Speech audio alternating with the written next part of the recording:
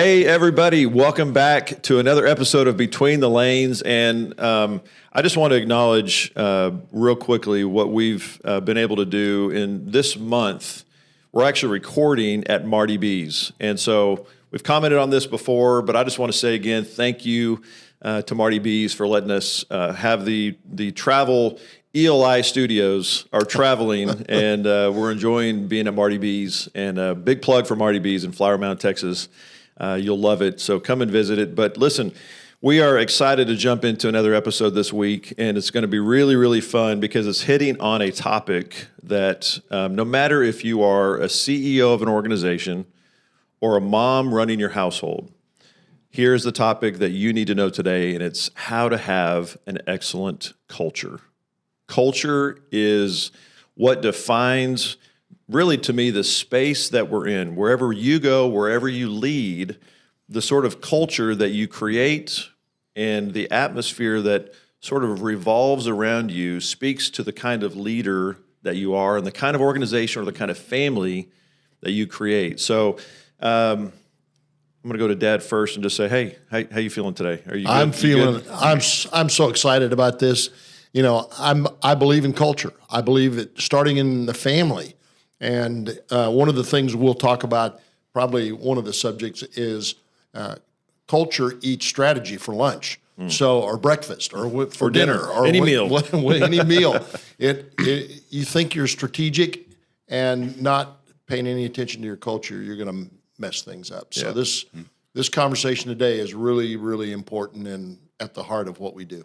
Exactly, very much at the heart. So we are honored today to have a guest with us who knows quite a bit about setting up an excellent culture. In fact, so much so that the name of his organization is Excellent Cultures.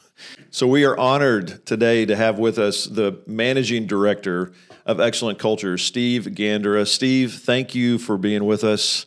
Super excited to have you. And Steve's done Excellent Cultures for 47 years. Now, unbelievable. I am on the cusp of my 50th birthday. So, Steve, you've been talking about cultures since I was 3. and let's say I've been learning about cultures since you were 3. Well, and so where that has led you is to some of the most prestigious organizational boardrooms, executive teams to talk about culture.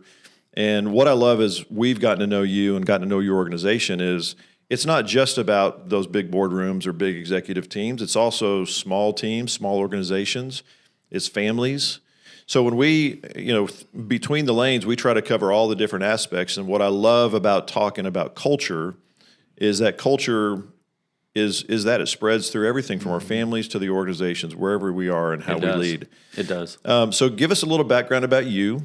How did you get interested in talking about culture? Because I'm imagining it feels like today, culture is a buzzword. There's an understanding of the need of culture, but you've been talking about it. You were probably ahead of the curve when really understanding the importance of culture. Well, all I can say is God was ahead of the curve because I never had the slightest thought about it. I just got sucked into it when I was in my 20s and worked for a family business that had a dad that was a football coach and a teacher before he got into business, and he never stopped being a coach or a teacher, and had 2 back-to-back experiences with training programs that he would bring in that changed my life, caused an encounter with God, changed my life, and then just a series of unfoldings from then on. Ended up getting sucked into a corporate training business to start with, and had a senior partner that had an amazing gift.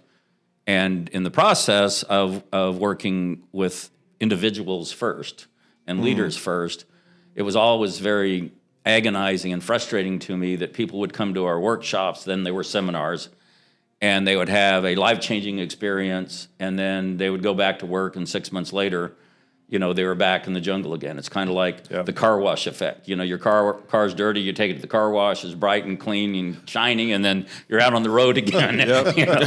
And it's it's dirty. So that just kind of drove us to pray and seek and research and gather science and partner with people and figure out a process or a series of processes that helped transform the culture of an organization, a family, a company, a leadership team in such a way that breakthroughs could be sustainable and continuous. Wow. And we've had just some wonderful opportunities to serve companies from our smallest client now is a private equity firm with 9 employees. Our largest is Toyota.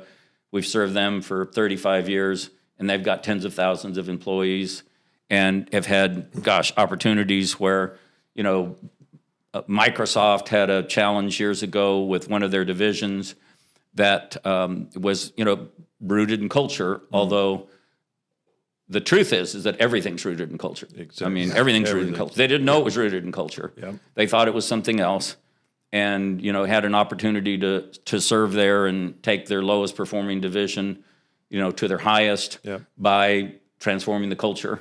When Subway sandwiches was stuck because they had competitors coming in, Jimmy John's and Chipotle, the other healthy food offerings that were gobbling up their market share in the United States.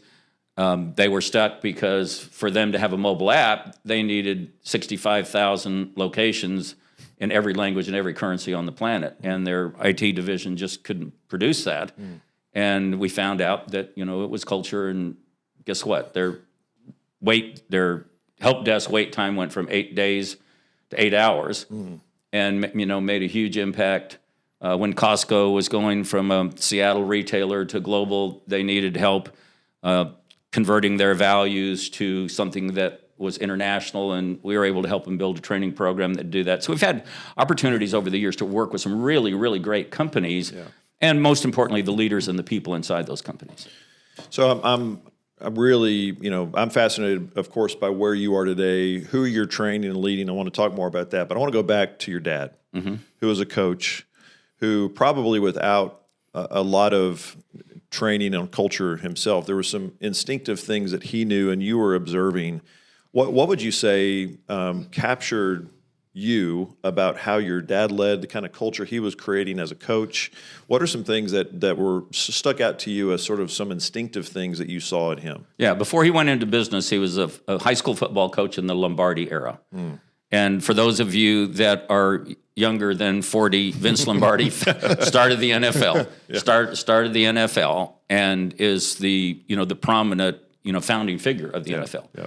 And Lombardi had these coach sayings like, "There's no gain without pain. You got to pay the price. It's 110%, or you're not really committed. Yeah. Lombardi time starts 10 minutes early, and if you're not there 10 minutes early, then you're late." And so, Dad embraced those and was a man of very, very high integrity. I mean, the first thing we learned, I had 3 younger brothers. The first thing we learned about life, about business, was you always keep your word. Yeah. And today you just look at society. Exactly. Very few people. Right. People don't think that. It's true. Well, I'll see you at 2:00, and then they show up at 2:15 and don't call you and don't tell you. Yeah. They don't realize that. But if you even look at a huge company like Amazon, that we're dealing with a faith-based audience. Amazon isn't exactly a faith-based company, right?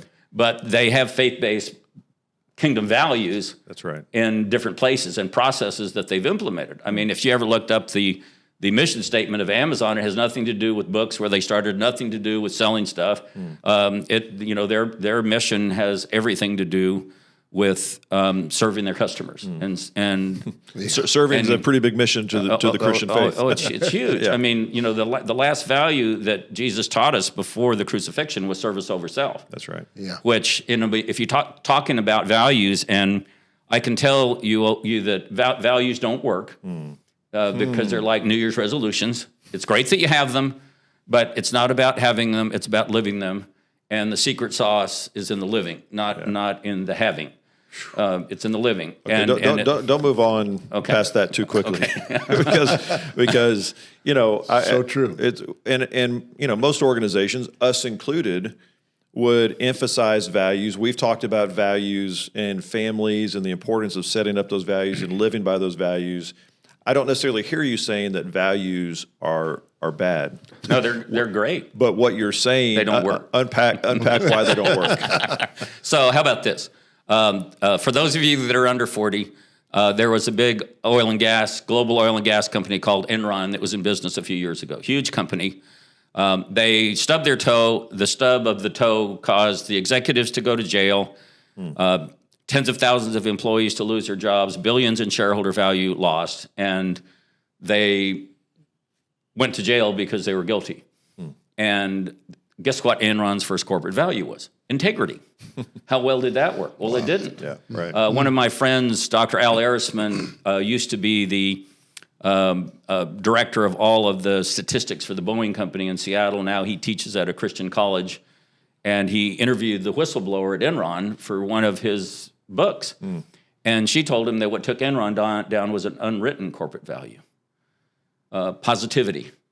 Now, how in the world can a beautiful word like positivity cause a global company... Cause people to go to jail. Yeah, to go to, executives to go to jail, billions in shareholder value loss, and tens of thousands of people to lose their jobs. Yeah. Because every time someone came into the C-suite with bad news, they were shouted down for being negative, because this is a positive outfit. And pretty soon, people stop sharing the bad news. Wow. And guess what happens when you stop sharing the bad news? Yeah, bad news takes over. Bad news takes over, and...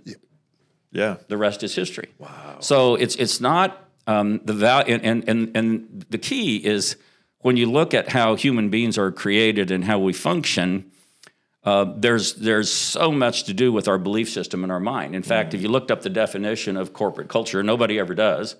Even though it'd be nice to see the research. I bet it's got to be one of the most overused words on the planet. Exactly. Yes. And today, really, everybody sure. talks culture this, culture that. You turn on the NFL with this coach is building this culture, and the NBA with that coach is building that culture, culture this, culture that, culture the other.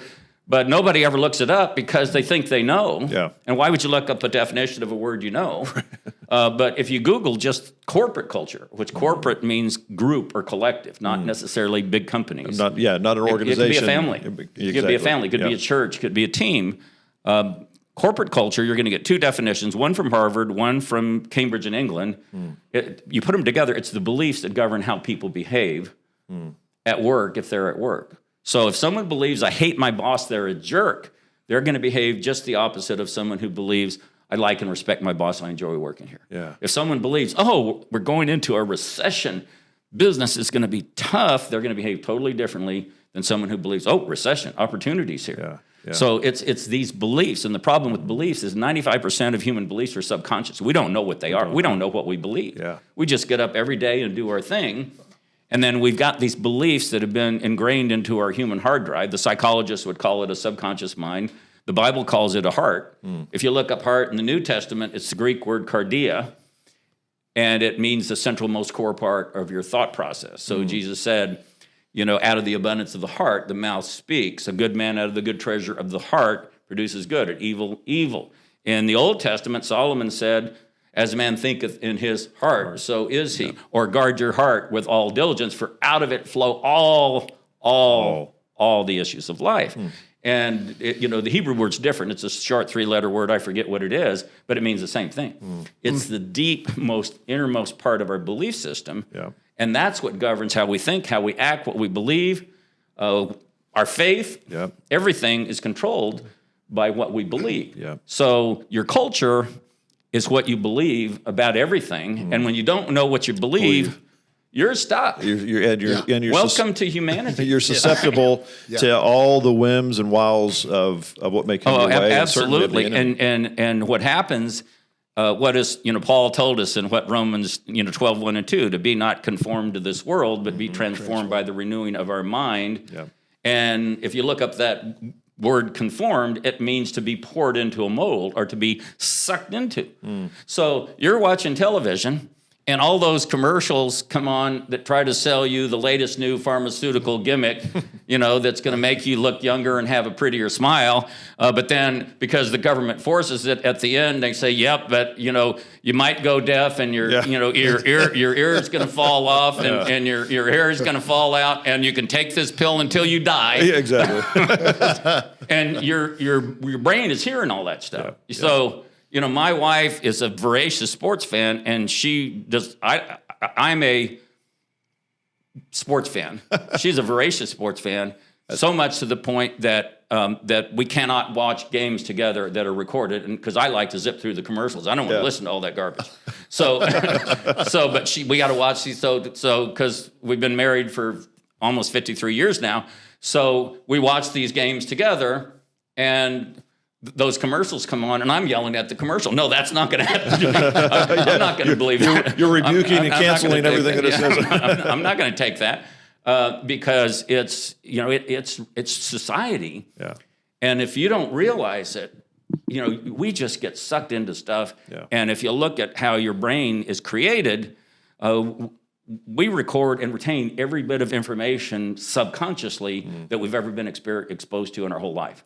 There was a psychologist or it was a brain surgeon way back in the 50s, Wilder Penfield in Montreal, Canada, who he was trying to help a woman who had epilepsy, and he was doing surgery to do it, brain surgery. And he put her under a local anesthetic so she couldn't feel pain, but she was awake and could talk to him. And he drilled a small hole in her skull, and he was probing around with an electrical probe. That's how our brain works, is on chemical electrical energy. You think a thought, creates a chemical, your arm goes up. I mean, that's how the brain works. And so he was when he brought the electrical probe to the temporal cortex of her brain, this woman had a flashback, a vivid memory of an experience in her childhood, and it was her birthday party. And she saw the faces of the people in the room, heard them singing happy birthday, even the song in the background. And every time Penfield would bring that electrode back to the same place in the temporal cortex, the movie in her brain would start over again, exactly recorded. So, learned in the 50s that whatever we experience, now you don't record what you actually experience, you record your view of what you experience. That's why when police interview, witnesses of a violent crime, they talk to several different people because everybody sees it different through their lens based on their life and their past experience, which, by the way, is their culture. Their life, their past experience, their point of view, what they have recorded. So go ahead, Dad. Yeah, I was going to say, this may be going back a little bit, but one of the things that I've taught and I believe is a principle that I call the principle of transference. You can only transfer to someone else what you live in reality for yourself. I remember growing up, my dad was a 3-pack-a-day cigarette smoker. My dad did too. And I had childhood asthma. So as I got out of my moving toward my teens and preteens, my dad had this conversation with me one day, and he said, "Now, I smoke, but I don't think you should." And he said, "Because you have asthma, it's not going to be good for you." That had no effect on whether or not I smoked or not. Because what I thought inside is, if it's not good for me, why is it good for you? Why are you living something different? So this whole idea of culture and values and living integriously is so critical to what we're talking about. Exactly. And it's not, it's like, what does Paul say? He just goes on and on about, I try so hard to do something and I do just the opposite. I try so hard to be good and I'm just doing the opposite. And then, when you read what he wrote later in his life, he finally figured out that all of that religious stuff is what did he call it? Dung. It's just dung. None of that doesn't matter. It doesn't matter, because it's all about, it's about the heart and it's about what you believe in your heart. And God works through the heart. And so if your heart is loaded up with a lot of toxic waste that comes from society, that's called the world system.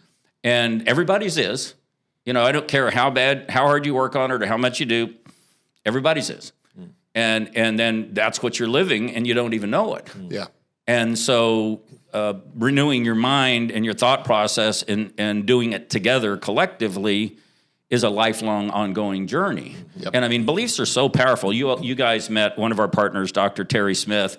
Dr. Terry is an ordained minister, a pastor, and a licensed therapist, been practicing for 50 years. And what he's discovered, and Todd, you experienced this with him, is that every human being between birth and 12 years old experiences some kind of emotional trauma. Sometimes it's horrible. You were raped. You had an alcoholic parent that beat you. And sometimes it's you had a great life. You just got bullied in middle school. But the moment of that emotional trauma, because a child's hurting, and children are the best recorders, but the worst interpreters. Yeah. They record the pain, and the devil sneaks in and plants a little thought called a core lie. Yeah. You're not good enough. You'll never be smart enough. You're never going to amount to anything. You're not loved. And I mean, Dr. Smith's done this enough time. He's got a list of them, and they're like the same. This not the same for everybody, but it's close. It's close. Yeah. And nothing happens until the child, and they always do this because we're in pain. You know, we grow up believing that the way we feel is the truth, even though it's not. Feelings are a fruit, not a root. But because I'm in pain, it must be that I'm not good enough. It must be that I'm not loved. And they do what's called sanction that belief. And once you sanction that belief, you own it for the rest of your life. And so now you've got, a 50-year-old executive who's going through stress at work, and he's being governed by an emotionally damaged 12-year-old and doesn't know what's happening. And this isn't spiritual. This is mental. Yeah. But mental opens the door to spiritual. Yep. It's what the Bible calls strongholds. I mean, it's a stronghold. I mean, it's a belief system. And when I believe that I'm not good enough, then it governs my whole life, and everything I accomplish is never enough. Yeah. And Talk more for a second about, because I love, you use that term, sanctioning a belief, sanctioning a thought. Yeah. And as you used that before, I was intrigued by the thought of how that takes an idea and what that really means. So unpack a little bit more what we do to sanction a thought, because we're talking about culture, and it stems to the heart, it stems to our beliefs, all that you've talked about. When we sanction it, what do we do that actually makes us sanction a thought? we just agree with it in our thoughts. That we just say that's right, or that's dung. It's not true. Or would you agree with this, Steve? We either agree with it or we don't deny it. Yeah, exactly. And we just passively, and if you don't aggressively deny it, then you automatically agree. With it. So you have a first grader who's learning math in the first grade, and the teacher says, "I can't expect you to do good math, Susie. I had your brother, and he wasn't any good either. In fact, none of you lanes are good at math." And at that moment, in her own thoughts, Susie either says, "This teacher is smart. She knows what she's talking about. You're right. We've never been good at math." I mean, she might be the next Einstein. Yeah. That might be her purpose in life. Yeah. But the minute she sanctions that thought, her mind will only allow her to hear enough and learn enough with math to prove that she's not crazy for believing that. Yeah. And it blocks her belief system. I've got a story to illustrate what you're saying, Steve. I was doing pre-marriage counseling with a couple that were in their early 20s. And they came in for an appointment. The gal arrived before her fiance, and so we were just talking. And when her fiance arrived, he sort of looked at his watch and the date on his watch, and he goes, "Oh my gosh, I've been at my job 1 year, and this is the longest I've ever worked anywhere in my whole life." And I thought to myself, well, I probably need to unpack that with him a little bit. If the longest he's ever worked is 1 year, and he's going into providing for his family. And so in a later appointment, I talked with him about this, and he said, I said, "Why is that?" He said, "I don't know. I'm not sure." And I said, "Well, talk to me about when you were younger. What's a memory that comes to mind?" And he said, "When I was 8 years old," he said, "my dad loved to work on cars. And we had dinner, and after dinner, he went out to the garage to work on his car. And so I came out to be with him. And as I walked into the garage, my dad was under the car, and he says, 'Son, go over to the workbench and get me such and such tool.' I said, I didn't know what the tool was. And he said, so I went over and guessed, and I walked over, handed it to my dad under the car. He looked at it and threw it across the garage floor. And he said, 'If that's all you know about tools, go back to the kitchen with your mom where you belong.'" And that statement etched something in his mind as an 8-year-old. Absolutely. And it did, because his dad was the authority figure in his life. He honored and respected his dad. And when we honor and respect a person, even though everybody's human and makes mistakes, we automatically sanction what they say and don't even know it. Yeah. And that's what we mean by the subconscious. I mean, he unconsciously sanctioned that, didn't even know it. And so every time he came to an event where he thought, this is going to be new and I don't know what I'm doing, and they might ask me to get that tool off the bench and I don't know what it is, he immediately defaulted to. Yeah, and that's what it is. It's an immediate default because that's who I am. Yeah. You know, I'm not good at this. And it happens again and again, and each time it happens, the neuroscientists would tell you it creates a neural pathway in your brain that becomes a habit, and it's the default of how you think, and you view all of your life through that core belief. Now we may not be able to of course everybody watching or listening is not going to be able to do this, but unpacking what that core belief is or that lie or where that, and probably all of us, I mean, it's amazing how when you talk to anybody, we go back to a story that happened in our life, and it's usually a story of when we were somewhere between, probably memory-wise, starting about 5 to about 12. And we can remember something that happened, to your point. Could have been very, very traumatic, or could have been something less traumatic, but still traumatic to a person of bullying or whatever. But these things that we've sanctioned that we don't know, and I want to tie these together with the point about Enron and sort of an unspoken. So they had a subconscious belief, which was don't bring negative things to the room. It's called a cultural trance. Cultural trance. Yeah, that's when you have, like in the days of Columbus, everybody believed the earth was flat. Yeah. And except one guy. And he was trying to get financing for his ships to sail around the earth because he was an entrepreneur and a business person and knew he could make a lot of gold by doing that. But can you imagine, the bankers he went to finance his ships? Yeah. What are you going to do with these huge ships? Oh, I'm going to sail around the earth and cut off the trade route to India and make a lot of money, and you're going to get rich on your investment. And the banker's thinking, oh, around, you mean this way? No. This way. Well, not with my money. You're not. Yeah. And as we know, he found an enterprising woman, who believed. Yeah. And so cultural trances are belief systems that can take over a whole company, a whole family, a whole organization. In Enron, that was a cultural trance. And every organization, every company, every church, every family has cultural trances. Is it possible to know what that is before a major life, dramatic situation happens? In other words, do you have to fall off the ledge before realizing, oh, I was believing a lie, or I had this cultural trance in our family, and because of that, I missed this situation that caused me to fall off the cliff? Or how can we know what that is? Is it possible? Yeah, it's very possible, but it's not something that just happens automatically. It's got to be intentional. You've got to know about it. You've got to be intentional about looking for it.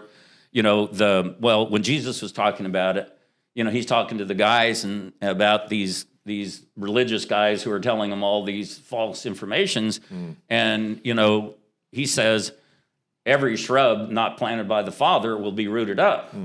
Well, that doesn't just mean that God's going to sovereignly pull out all the garbage in your head. He wasn't talking about the boxwoods in your backyard. He was talking about belief systems. Belief systems, because that was the subject of the paragraph. Yeah. So what you can do is be intentional about seeking God on a regular basis to show you these shrubs and root them out and help you root them out. And God always uses people. Yeah. I mean, when I was praying that prayer, I ended up bumping into a guy that had a 50-year practice, of helping people find stuff. Yeah. And helped me find a belief I had for most of my life where I was stuck and didn't know it. Yeah. But that just won. Yeah. And it's possible, but you got to want to do it. You got to be intentional about it, and you got to get the tools. And the good news is, we've done this enough times with organizations and companies, and the organization and company is where people get monetary return on their investment. And and we've been blessed where our clients get I think the lowest everyone got was 225% return in 20 months, and the record was 1,750% in 12 months. Wow. But that's just because the individual people inside the organization learn how to find this. Yeah. And then the leaders learn how to lead in a manner that they don't create falling off the edge of the cliff with the people by how they lead. Yeah. And then when you get a bunch of people doing it together, great things occur, but it's always more about, the people in the organization, even the executives, always end up taking what they learn home to use on their kids or their golf game or their health or their weight, in addition to at work, because, culture is everything. Yeah. What you believe is everything. Yeah, I love a good counselor. They help. If somebody's dealing with one of these issues, don't be ashamed to say, I got help. I need help. But what you do with Excellent Cultures is you go into an organization, and while you don't call yourself a counselor, you are a coach. But what you do is you come in and help them discover the strongholds that have been established in their life and these things that need to be addressed individually and then as a group. And then collectively, yes. And we're blessed. We have a wonderful team of people that are, seasoned experts. Many of them, PhDs, others just, world-class leaders who can mix what you learn in science and academics with the real world of application. Because science and academics is great, but if all it does is confusing you and you can't apply it in your life, or if you go to church on Sunday and what the pastor is saying is over your head and you can't apply it on Monday, then you get stuck. So, the key is, the right blend of people and process that's unique to a family, an organization, a company, an individual, a leader, that helps them where they're at and, get unstuck from where they're stuck. And then deploy a process so they can stay unstuck and sustain it, rather than just end up what does Proverbs say? A fool is the dog that goes back to his vomit. I mean, that's pretty gross, but it's a important point. So I guess the Holy Spirit thought Solomon needed to be gross to make a point. Yeah. Well, go back to your statement on Paul when he said, "My spirit is willing, but my flesh is weak." Oh yeah. I may look and go, I hate it when I do that. Yeah. I hate it when I talk that way. I hate it when I act this way, but I don't know how to overcome it. Yeah. Well, some tangible ways to do that. Well, if we really live a life where, and what you're talking about is taking every thought captive. Yep, that's what the Bible tells us to do. When it tells us to do that, the question is, how do we take every thought captive? And to your point, you've got to be aware of the thoughts that are coming into your mind and that are therefore becoming like the rudder that guides your life because you have that thought. But when I get a visual of this, I go, it's literally like a thought is a person entering my home. That thought is entering my mind. And if I really take it captive, because then you take it captive and you submit it to the knowledge of God. God, what do you say about this thought? Exactly. And so the issue of is the thought being sanctioned isn't the question. It's who's sanctioning the thought. Exactly. Am I sanctioning it? Is my flesh sanctioning it? Yeah. Or is God sanctioning it? Because there may be a thought come in, and it may be a critical thought. And there may be truth in that critical thought. And I go, God, is this thought right? And even though it might stir something in me that might be a little painful because it's addressing something in me, sometimes God goes, no, that is not, I don't sanction that thought. Other times God goes, yes, I want you to address this. Yeah, and sometimes he says, no, it's not wrong. And your habit or your flesh is so strong that you can't hear the no. Exactly. You can't hear the no because you're in a rut and you're in this habit of doing it again and again. Yes. That's why it's not just, something that you take flippantly. Yeah. Well, and so every culture, and that's why we're talking about whether it begins with the heart, taking thoughts captive, because it begins with where the leader is. Mm-hmm. And so, obviously the leader is steering the course of the organization. So we've talked a lot about being able to get kind of our mind right, our heart right. Let me now balloon it out and see if I'm asking too big of a question in this to see if you can describe it in this way. What does an excellent culture look like? Great question. So there's 4 biblical values that define very quickly what an excellent culture is. Now, keep in mind, values are just words until they're lived out. Yeah. So excellence is one. The Bible calls that working as unto the Lord. If you're doing something, you're working for God, so you do the best you possibly can. So excellence is one. Unity is what Jesus prayed in John 17. I wish that we all be one. In the Old Testament says that God values it so much. It's like the anointing oil that flows down on Aaron's head and goes, it just covers his whole body. God loves unity. And there's power in unity, positive power and negative power. Tower of Babel, a bunch of guys got together and they unified and they used two spiritual laws, the power of unity and the power of vision or imagination. And God says nothing that they imagine could be restrained from them, and they're going to mess up my whole plan of salvation. I need to get these guys back on track.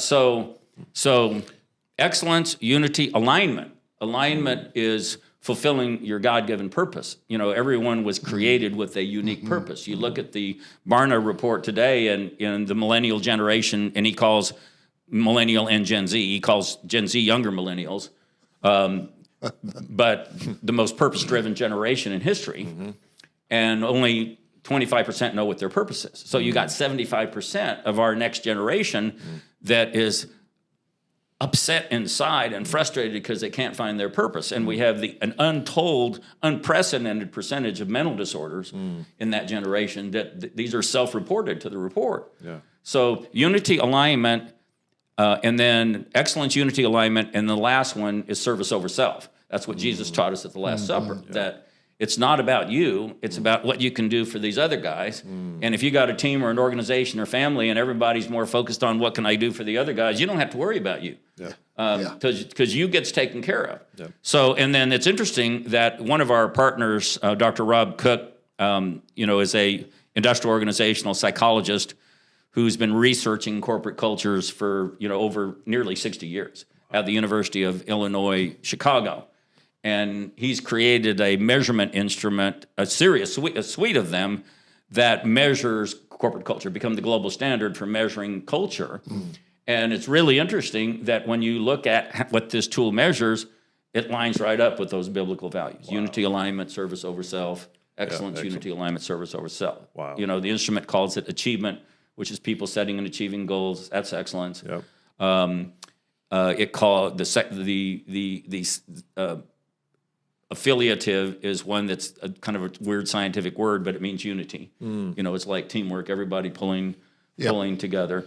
But before we go too far, because I do want to go and unpack each of those a little bit, because I think what you're describing, when we think about those words, probably a lot of corporate thinkers or business people are used to thinking about excellence and unity and alignment. Now, they may not know how to, and service, may not know how to do that, but I want to make application across the board. Again, reminding a mom at a home or a doctor in a doctor's office. It's just not just big corporate business thinking. Oh, it's humanity. It's humanity. It's called. So talk about a little bit, unpack excellence a little bit, because I think, we've talked about excellence before, and that is excellence is not perfection. Excellence is not about money. So how would you describe excellence that makes it very tangible for you? The scientists describe how you measure it is people setting and achieving goals, achievement. So if you're always setting and achieving goals, that means you're always seeking excellence. The Bible says you're working unto the Lord. That means, anybody that's had any encounter with God knows that you get here and then he raises the bar. Yeah. You go to church and the pastor says, salvation is free. You make that commitment, and then Jesus, you get to know him, and he wants your whole life. Yeah. He wants your whole life. It's not free. Yeah. He wants your whole life. The good news is when you get there, it's a whole lot better than it was before. Yeah. But it's going to cost you everything. Yeah, it costs you everything, but you get back everything times 100, exactly, which is even better. Yeah. That's excellent. I got a question though. Yeah. How would you talk to somebody who says, okay, I get excellence, I get goal setting and achieving the goals, but how do I keep it from tipping the scale toward performance? Yeah, great question. Well, everything's balanced. Yeah. So it's 4, it's not 1. It's 4. Yeah. And the measurement instrument calls service over self humanistic encouraging. And that's the golden rule. When you love your neighbor as yourself, then you're thinking about what you can do for them. Paul says to esteem others more highly than yourself. The world says self-esteem, self-esteem, self-esteem. Well, nothing wrong with self-esteem, because the very next verse says esteem others more valuable than yourself, but it also says to be focused on yourself too. So, and Jesus said, you love your neighbor as yourself. So if you don't love yourself, you can't love other people, and hurt people. So it's that balance, between the two. Yeah. And when you have humanistic encouraging or loving your neighbor as yourself, the golden rule, it balances out, that me, it's all about me achieving and setting goals. And then we encourage folks, when you're setting goals, you better make sure that at least 20% of them, 25% of them are about what you're doing to serve other people, so you don't get sucked into the me trap. Yeah, it's good. Yeah, thinking about setting goals too, so many times people may set really long-term goals, but I think about allowing excellence or that level of achievement for God to build upon that in our lives. And so many times I think if we set goals that are too far out, then we miss the opportunity for God to allow us to advance at a quick fashion. And if we allow Him to establish our goals, when we do that, and we do it more on a short-term basis, to me it looks like stair steps. Well, it's kind of like Solomon said, wisdom is the only, and wisdom means, you better talk to the wise one about what goals you're setting, or you're liable to find out that you end up someplace that you thought was great and it turns out to be terrible. Exactly. I think when I think about goal setting in the sense you were talking about, Todd, I've always used the acronym SMART. Specific, measurable, attainable, realistic, tangible. You've got to have the ability to measure results so you know the progress that's being made. Yeah. But keep it from being, weighted too heavy that I'm terrible if I don't accomplish my goals. Yeah. Steve, let me ask you this: as we let me crest the curve of organizational culture, and those four things are fantastic. When thinking about, okay, let me get a vision of what an excellent culture looks like. Where does a person need to start today if they're looking at their family or their organization, their small business, whatever they're looking at today? They're going, my culture is jacked. Mm-hmm. And there's a number of ways. Maybe they're going, I'm doing my own packing in my own life, and I understand what you're saying about beliefs, and I'm doing that. But now I've got a team that I'm leading, or I've got an organization that I'm trying to fix the plane while it's flying. Mm-hmm. What are some first steps that they ought to do? What are some next things that will allow them to address their culture while the culture is currently existing? Well, besides engaging excellent cultures, well, there you go. That's a piece of it. The first thing, and even if you engage excellent cultures, the first thing that we're going to do is we're going to ask you 4 questions, whether it's for your family, your life, your leadership, or your organization. What's really working for you? What's not working? Where do you feel stuck? And what really needs to change? Mm-hmm. And then based upon that, then the next thing would be Peter Drucker, who is the father of management. He's the one that first said culture eats strategy for breakfast, and then the Harvard Business School changed it to lunch so that they could trademark it. Not bad. And then Jim Senegal at Costco, one of our former clients, he took Vince Lombardi and Peter Drucker and put them together and said culture isn't everything, it's the only thing. Yeah. And Truett Cathley at Chick-fil-A says, you got to set the culture. Mm-hmm. So culture is pretty important. But to your question, the next thing that we'll do is we'll measure it, because another thing Peter Drucker said is what gets measured gets done. The Bible says you need to look at yourself in the mirror. But the problem is, usually most of us, when we look at ourselves in the mirror, we have confirmation bias, and we think we're more beautiful than we actually are. So, we have a tool, and it's free. You can do a culture MRI on our website, and answer 10 questions in 10 minutes, and define the culture that you want and the culture that you have, and then the algorithm will produce a report and show you where the gaps are, and then depending upon what the gaps are, it measures, do you have the right vision? Because we've got a database of the world's best cultures, and if you have the wrong vision, you're in trouble. But it'll measure your desired culture, what do you want, and then it will measure your actual culture, and the algorithm will produce a report that shows you, whoa, I got a really big gap over here in accountability. Yeah. I want my definition of accountability is people raising their hands saying, boss, can I be accountable? Mom, can I be accountable? Can I be in charge of that? Yep. Compared to, dad yelling, go take out the trash, and everybody hiding under the bed, or something in between. Yeah. Or how do people view their, really culture is beliefs. And over our 47-year history, we've identified 10 key core beliefs that govern whether you have an excellent culture, a mediocre one, a failing one. And another one is like, how do people feel about doing their jobs? Yeah. Is it, well, we just need to learn more in order to do more to teach us? Or is it, let's, we're overwhelmed and underpaid, let's get whatever we can from whoever we can, or something in between? What do they view about competition? Is it the NFL team in the postseason where it's all of us together competing against those guys?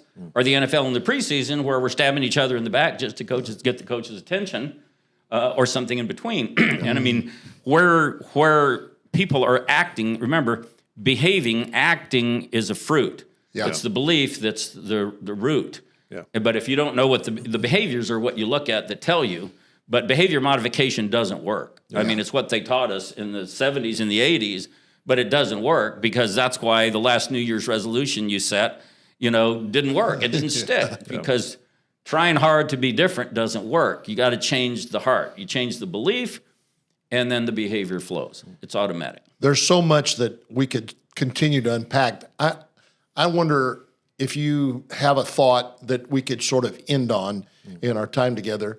And what effect does shame have on impacting culture and as a roadblock to establishing That's culture? huge. That's huge. Well, the problem with shame is that it can't produce anything positive. Shame just produces more shame. And when people are ashamed of things, what most do is, people can. We've all met people that have been ashamed of the same thing for their whole life. Yeah. And it's just a vicious downward spiral. I mean, the real purpose of feeling shame is so there's something wrong. It's just like you cut your hand, there's pain in your body, and pain tells you there's something wrong. I need to do something about this. So if you're feeling ashamed, then that's pain. Do something about it. Yeah. You need to find out what the beliefs are that are driving that shame, and get a solution. Don't live in it, Yeah. but Find use out, get help, change it. If you don't know how, find somebody that knows how. Yeah. And there's lots of people that know how. Yeah. Thinking about, I feel like, obviously we've just scratched the surface on talking about culture and, but what you've pointed out, I was thinking about it in terms of ABCs. I'm a simple guy. So I'm going to break it down for somebody out there, ABCs. You've got to ask the right questions. Ask the right questions. But that's a introspective work. It's a organizational or family work. You got to ask the right questions. B, you've got to be honest and be truthful, to the point that you brought up about Enron. They weren't truthful about what really their values were. And so for us, we've got to be truthful and honest about what's impacted our lives. As we ask those good questions, then we got to really be honest and truthful as we answer those questions. And then C, we got to change. We got to change. Where there are gaps, we got to identify those gaps, and we have to change. ABC, ask the right question, be honest, change. And the big hitch in that is just the truth part. And anybody that's been around ministry or been around groups of people knows that you can look at zillions of examples of where there was one big superstar that was in charge of everything, and they stubbed their toe and everything crashed. Yep. And so truth is fuzzy. But where the reason that Jesus prayed for unity is because when we got a team and we're all together and we tell each other the truths that we see about, Todd, you need to do something about that hair. You need to do something about that. I got rid of it. I may not be accurate. But at least you think about, you think about it. Yep. And it's the value of families or teams honoring each other and respecting each other and telling each other the truth, not in a condescending or negative, critical way, but in, and the mindset of, constructive criticism. It takes two parts. It's how it's delivered and how it's received. Yeah, exactly. And if my attitude is, please tell me where I'm missing it so I can improve, and I get good at not getting upset every time somebody tells me that my hair looks stupid, then I can learn something. Right. Exactly. And the problem with self-truth is confirmation bias. We all think we're cooler than we actually are, and sometimes that's good, sometimes it's not. Yeah. But when you've got trusted teammates who tell you the truth, and you listen and you honor and you pay attention, everybody improves. And the question about whether you can receive good feedback comes down to this: are you humble? And do you have the humility to receive the feedback? Or do you just think you're humble? Exactly. It's like the guy that, the church that gave found the most humble man in the church, and they gave him a reward, a big red button, and he accepted it, so they took it away. It was a test. They took it away. Are you really humble? You really?